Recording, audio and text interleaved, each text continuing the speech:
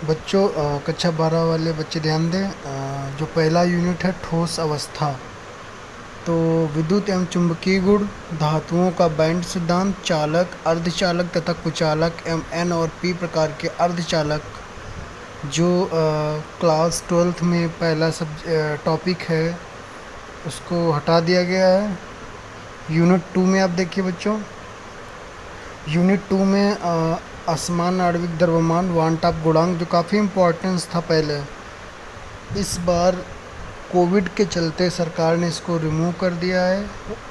और यूनिट 3 में देखिए बच्चों, वैद्युत रसायन, वैद्युत अपघटन के नियम, प्रारंभिक विचार, शुष्क सेल, विद्युत अपघटनी सेल, गैल्वेनिक सेल, सीसा संचायक सेल, ईंधन सेल, संचारण, ये सब बच्चों इस बार सिलेबस से रिमूव कर दिया गया है। तो आप लोग सभी नोट करते रहिए, क्योंकि काफ़ी इम्पोर्टेंस है, क्योंकि इस बार जो एग्ज़ाम होंगे उसमें से इनसे क्वेश्चन नहीं आएगा। और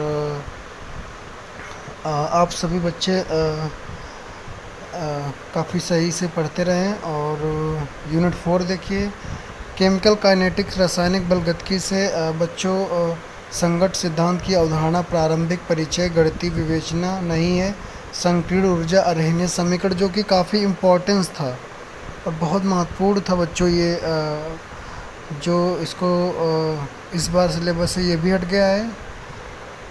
तो बच्चों हम लोग आगे चलते हैं। आगे आती है बच्चों यूनिट 5।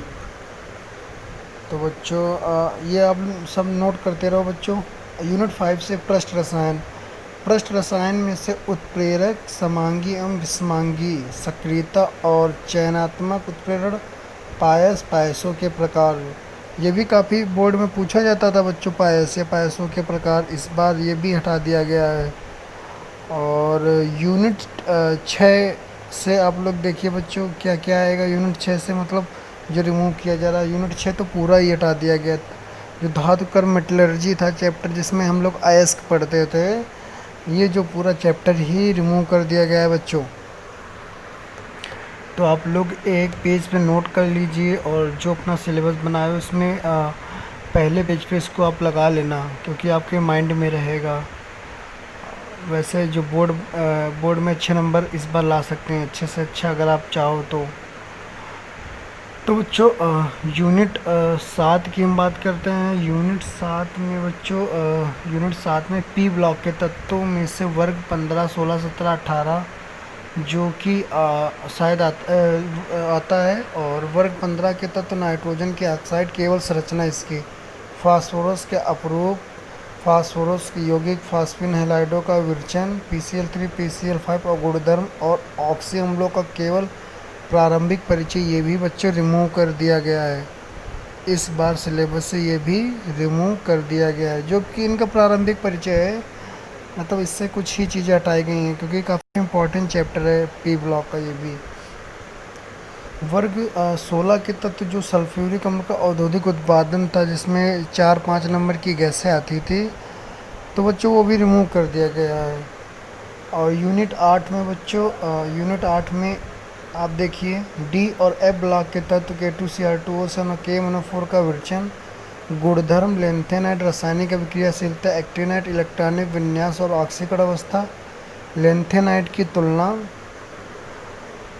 ये सब बच्चों यूनिट 8 से, जो डी और एफ ब्लॉक हमारा है, उससे ये रिमूव कर दिए गए हैं। तो अब आप लोगों को प्रॉब्लम नहीं होनी चाहिए। यूनिट 9 उप सहसंयोजन यौगिक से संरचना एवं त्रिविम समवायता, मतलब त्रिविम समवायता भी हटा दी गई और स्ट्रक्चर भी हटा दिया गया है, जिसको हम लोग स्टीरियो आइसोमेरिज्म कहते थे बच्चों। धातु के निष्कर्षण, गुणात्मक विश्लेषण और जैविक निकायों में उप सहसंयोजन यौगिकों का महत्व, ये भी बच्चों हटा दिया गया है। अब आते हैं ऑर्गेनिक केमिस्ट्री में यूनिट 10। पहला चैप्टर जो ऑर्गेनिक केमिस्ट्री का है, यूनिट 10 में देखिए, haloalkane, haloarene, dichloromethane, trichloromethane, tetrachloromethane, iodoform, freon और DDT के उपयोग, पर्यावरण पर प्रभाव, ये हटा दिया गया है। यूनिट 11 में चलते हैं। अल्कोहल और फिनॉल, जो चैप्टर हमारा ईथर वाला है, इसमें मेथेनॉल और एथेनॉल के उपयोगों को रिमूव कर दिया गया है। तो बच्चों इस बार सिलेबस काफ़ी ही कम किया गया है, तो आप लोग केमिस्ट्री में अच्छे से अच्छे नंबर ला सकते हो। अब हम बात करते हैं यूनिट 13 की। यूनिट 13 में नाइट्रोजन युक्त कार्बनिक यौगिक साइनाइड और आइसोसाइनाइड उचित स्थानों के संदर्भ जाएंगे। डाइजोनियम लाउडविचन रासायनिक अभिक्रियाएं, कार्बनिक रसायन में इसका संश्लेषणात्मक महत्व ये भी आपका रिमूव कर दिया गया है, मतलब सिलेबस से हटा दिया गया है।